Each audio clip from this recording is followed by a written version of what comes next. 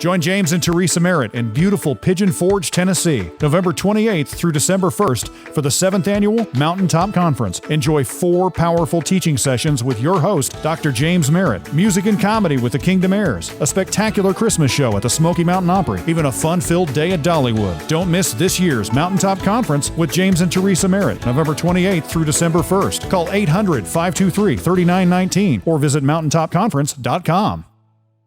Today on Touching Lives. So you take the scientist that gets up in the morning and goes to that lab trying to advance human knowledge. Think about that medical doctor doing his research trying to find a cure for cancer.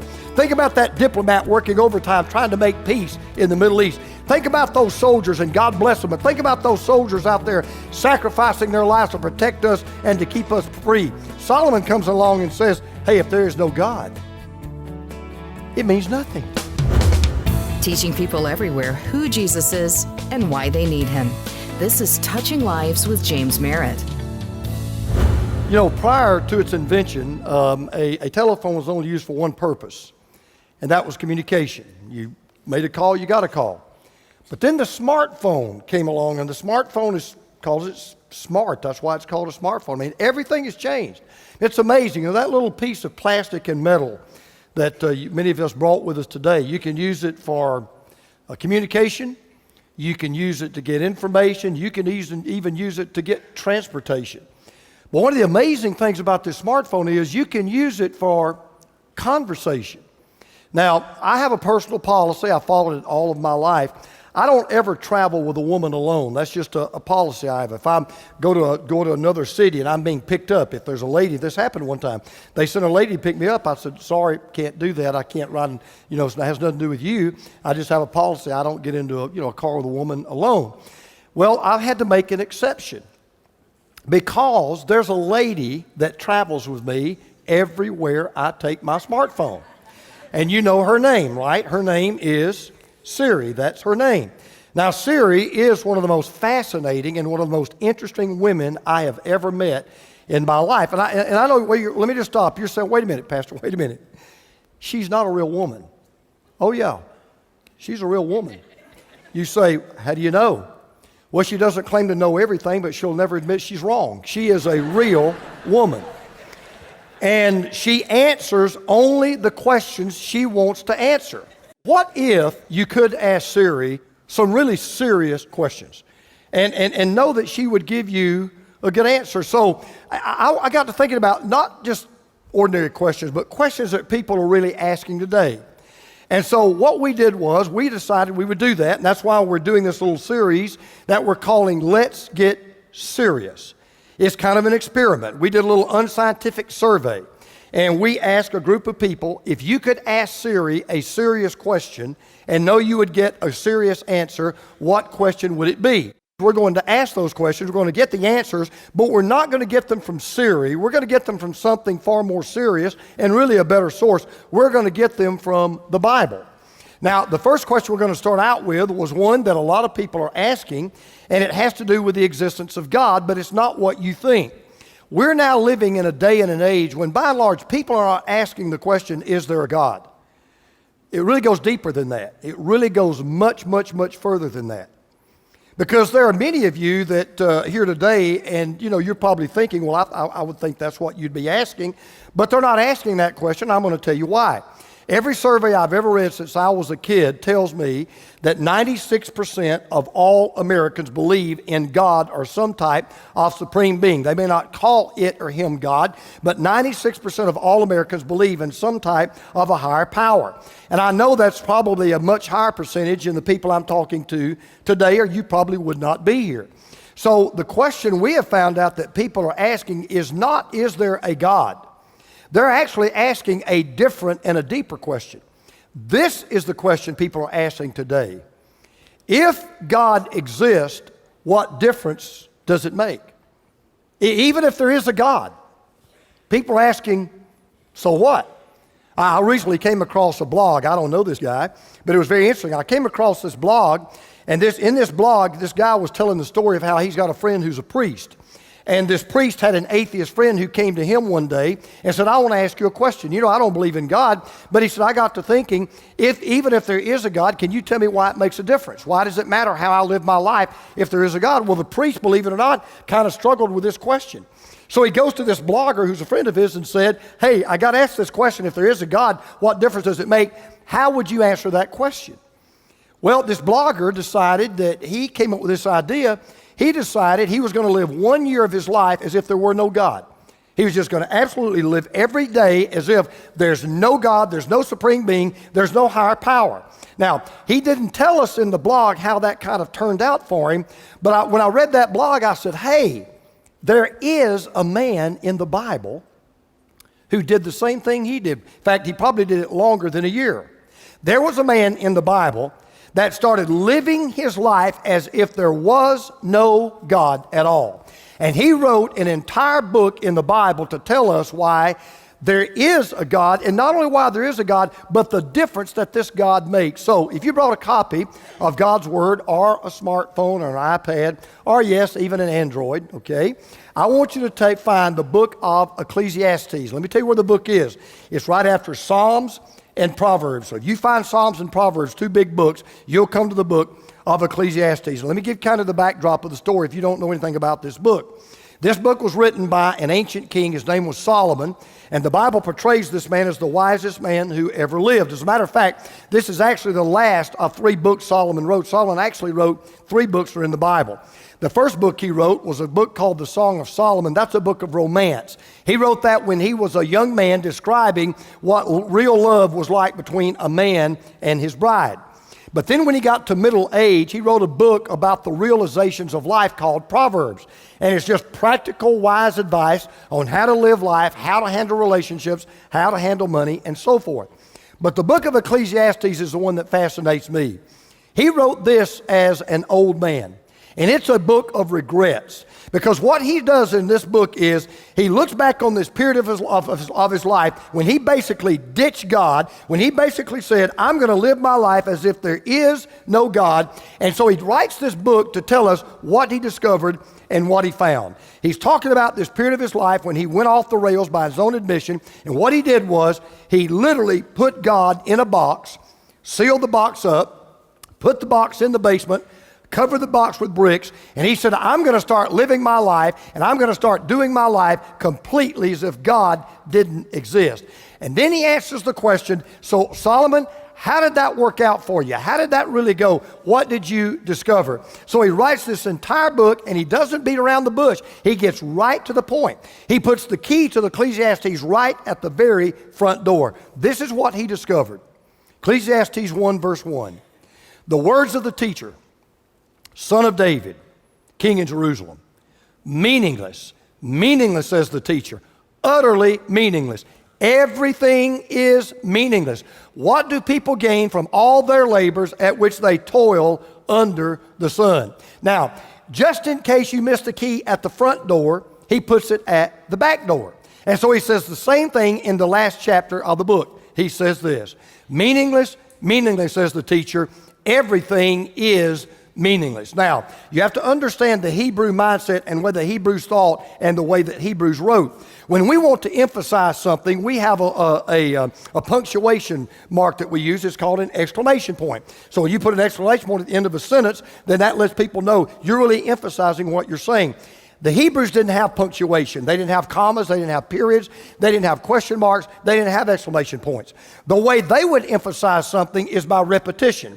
They would say it over and over and over. So if you read the Old Testament and the same word is repeated, or the same thought, like for example, holy, holy, holy, Isaiah said, is the Lord God Almighty. That was his way of saying, God is holy, big exclamation point. So whenever they repeated something, they were letting us know, this is a big, big deal. For example, in one verse in Ecclesiastes, he repeats the word meaningless 5 times. It's like putting 5 exclamation points at the end of a sentence, kind of the way teenagers do a lot in their texting. You know what I'm saying? I mean, all these exclamation points, OMG, exclamation point, right? So you got all these things, going on. Well, he uses this word meaningless in this book 38 times. That averages out to over 3 times a chapter, he uses the word meaningless. There are 4 things that only God can give to your life that will make the matter of your life matter. Here's the first thing he said. He said, only God gives meaning to life. Only God gives meaning to life. Now, someone has called Ecclesiastes Solomon's baccalaureate address to the human race. And for 12 chapters, his address keeps singing the same verse, saying the same thing over and over and over. He said, look, if all there is to life is life, then life means nothing. If all there is to your life is this life, then your life means nothing. Here's what he says. Listen to it again. Meaningless, meaningless, says the teacher. Utterly meaningless. Now listen to this next statement. Everything is meaningless. Now the word I want you to pay attention to is not the word meaningless. We've heard that enough. I want you to hear that word, everything. He said there's not one part of your life that has any meaning if there is no God. Solomon says, if there is no God, what's the point? What's the point of can you tell me the point of your even being here? Can you really even tell me the point of your life? Because apart from God, it has no meaning. He said, look, add up all the money that you make while you're here. Add up all the title deeds you have. Add up all the stocks and bonds that you own. Add up all the times you get your name in a newspaper. Add up all the promotions you get. Add up all the ladders that you climb. If it's without God, it's meaningless. And you know, that's so true. And Solomon even closes, this is a devastating statement. Listen to verse 11. He says, nobody remembers what happened yesterday. And the things that will happen tomorrow, nobody will remember them either. Don't count on being remembered. Do you hear what Solomon is saying? He's saying, look, ultimately, if there is no God, it doesn't matter who you are. It doesn't matter what you accomplish in life. It doesn't matter what you do or what you have. Your life is inconsequential. So you take the scientist that gets up in the morning and goes to that lab trying to advance human knowledge.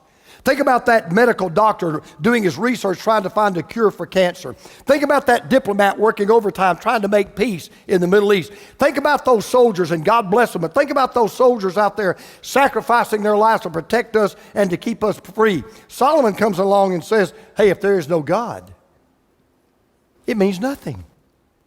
Because only God can give any meaning to life. Then he says this. Only God gives morality its foundation. Now watch this. This is so important. It stands to reason if there's no meaning to life, there can be no morality in life. In other words, there really isn't a right that's always right, and there really isn't a wrong that's always wrong if there is no God. There really isn't a good that's always good, and there really isn't a bad that's always bad. Well, one of my favorite teachers and authors is a guy named Ravi Zacharias. Some of you will know who Ravi Zacharias is. Great Christian apologist. And I love, anytime he's speaking, I love to hear him. Every book he writes, I read it.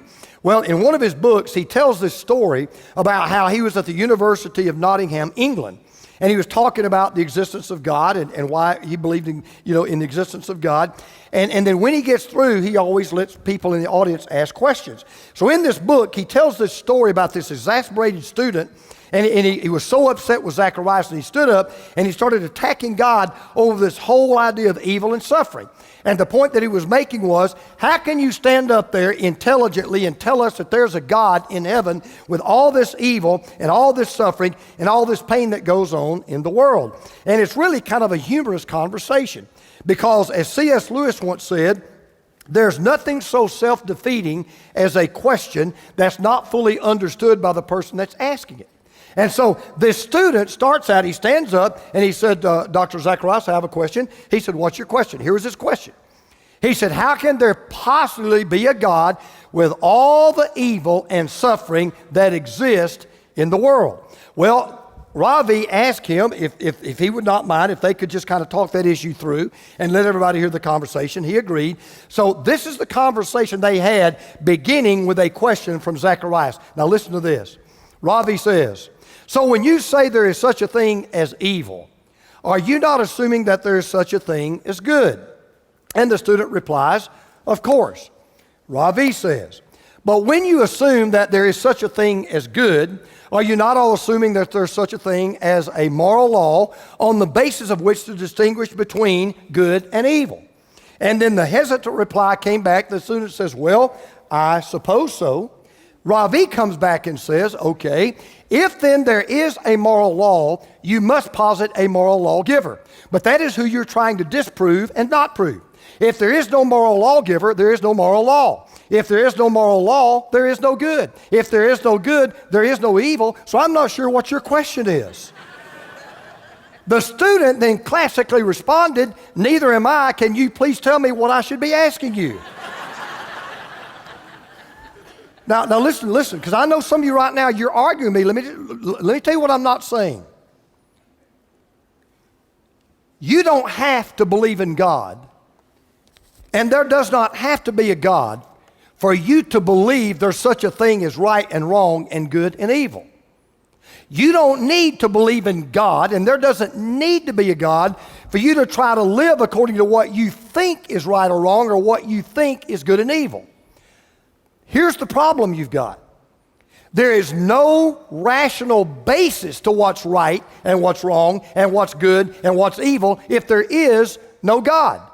Because if you don't believe in God and yet you say, but I try to live a good life and I try not to do evil, and I say to you, so where do you get your idea of what's good and evil? Where do you get your idea of what's right and wrong? You can only come up with one of three ways. Right and wrong is a matter of your emotions. Well, I just do what I feel is right. I just do what I feel is good.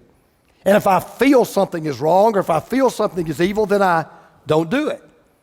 Or your morality becomes a matter of your intellect. Well, I just do what I think is right. I just do what I think is good. And if I think something is wrong or I think something is bad or I think something is evil, I don't do it. Or your morality becomes a matter of your opinion. You base what you believe is right or wrong on what somebody else says is right and wrong that you have a lot of respect for. That's fine. All I want you to understand is there is no ultimate objective basis for what's right and what's wrong and what's good and what's evil apart from God. And by the way, don't take my word from this. Atheists are now beginning to get honest and admit this. There's an atheist, you may have heard of him. He's a very well-renowned atheist. His name is Richard Taylor. He's an ethicist. He deals with ethics, what's right and what's wrong. But he's also an atheist ethicist. Dr. Taylor, and God bless him for doing this, even though he didn't believe in God, God bless him for doing this. This is what Dr. Taylor said, and I commend him for his honesty. He said, to say that something is wrong because it is forbidden by God is perfectly understandable to anyone who believes in a law-giving God. But to say that something is wrong or forbidden, even though no God exists, is not understandable. He's totally right, because the problem goes even deeper. Listen to this. If there is no God, let's just say there's no God, and your life and my life is going to end in death. When we die, that's it. We're done. We're through. Simple question. Then why would anybody, or why should anybody, do what they think is morally right and morally good unless it benefits them? Unless it benefits their self-interest.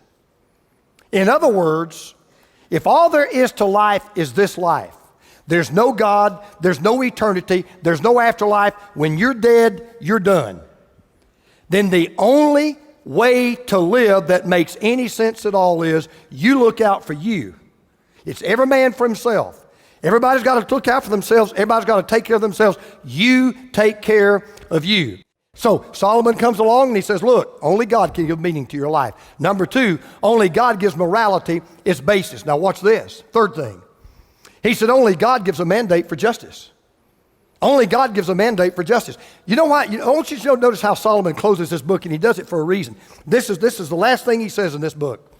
He says, for God will bring every deed into judgment, including every hidden thing, whether it is good or evil. Let me tell you one of the biggest problems people have without God.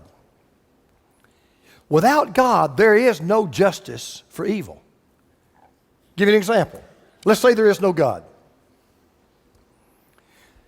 That means that Adolf Hitler got away with murdering 50 million people.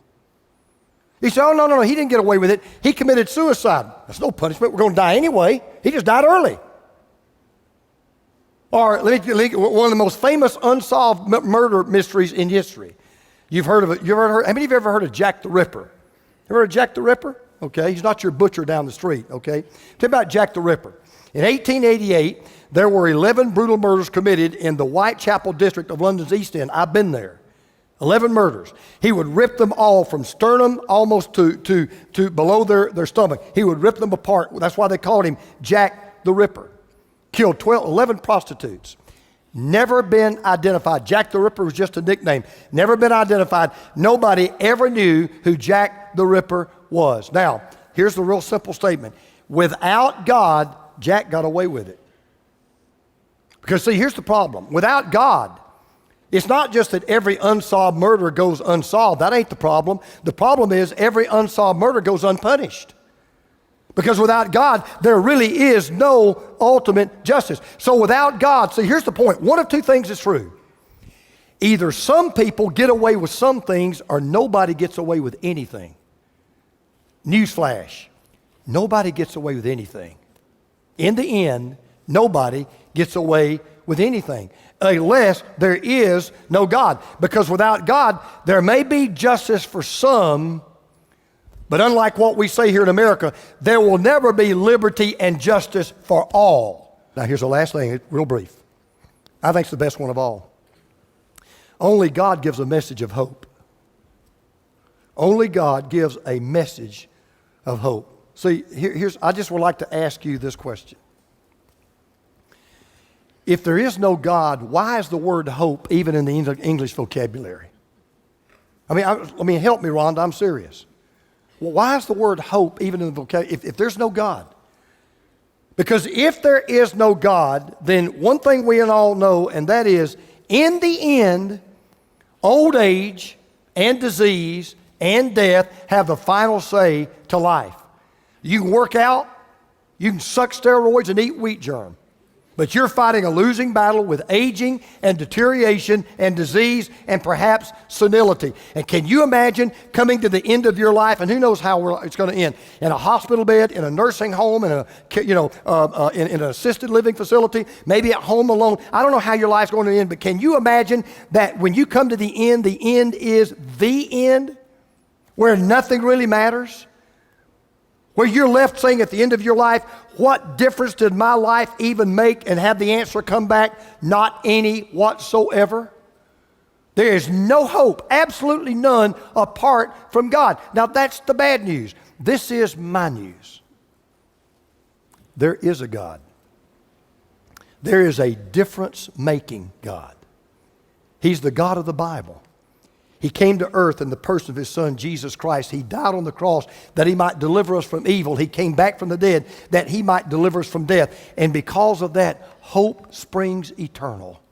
Because He is the ultimate difference maker. That's why the wisest man who ever lived, who wrote this book, who did his best to live his life completely without God, came to this conclusion in the last chapter. He said, now all has been heard. You want to know what I've concluded? Here's the conclusion of the matter. Fear God and keep His commandments, for this is the duty of all mankind. Solomon said, the conclusion of the matter is that only God can make the matter of life matter. So I want to wrap this up by saying this. I understand, I'm preaching to the choir, right? I get that. I realize most of us in here go, yeah, look, I believe in God. That is not my question. Here's the question I want all of us right now to really face up to. You're watching online, you're at the Mill Creek campus, you're in this room. This is the question I want you to ask yourself right now. And let's just get honest right now. You say you believe in God. Oh yeah, I believe in God. Okay, here's the question. What difference does that really make in your life? So let me just close with this. There was a 20-year-old teacher named Ann Sullivan. Some of you know who she is. In 1887, she came to Tuscumbia, Alabama to take on the greatest challenge I guess any human being could imagine. She was hired to be a tutor to a little girl named Helen Keller. Helen Keller was blind. She couldn't see. Helen Keller was deaf. She couldn't hear. Helen Keller was mute. She couldn't speak.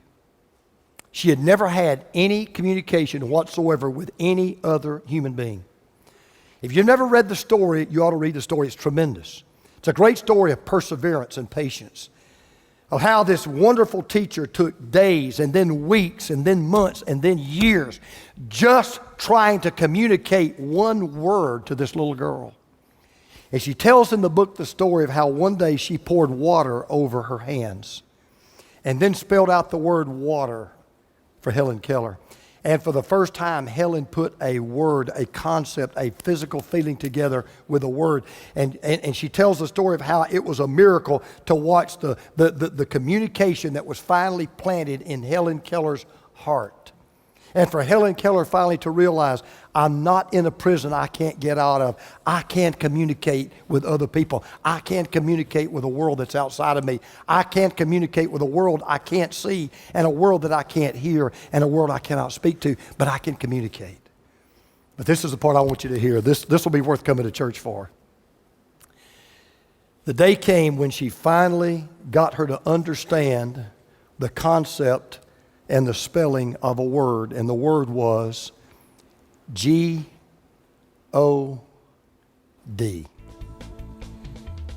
And Helen Keller, using her hands, spelled back, and here's what she said on that day. I always knew he was there, I just didn't know his name. In his later years, Solomon wrote of what he found to be true about life. In essence, he said that without God, stuff is just stuff. Life is just life, and nothing really matters without Him. If you're struggling to find meaning in your life, call Touching Lives today at 800-413-1131. We want to pray with you and help you to discover that God makes every life matter. Join James and Teresa Merritt in beautiful Pigeon Forge, Tennessee, November 28th through December 1st for the 7th Annual Mountaintop Conference. Enjoy 4 powerful teaching sessions with your host, Dr. James Merritt, music and comedy with the Kingdom Heirs, a spectacular Christmas show at the Smoky Mountain Opry, even a fun-filled day at Dollywood. Don't miss this year's Mountaintop Conference with James and Teresa Merritt, November 28th through December 1st. Call 800-523-3919 or visit mountaintopconference.com. Without knowing who God is, that He loves us, and that He is the difference maker for every life, a person cannot possibly grasp that life is meaningless without Him. That's why Touching Lives, along with our faithful partners, continues to share the truth of God's Word to anyone who will listen through every available outlet.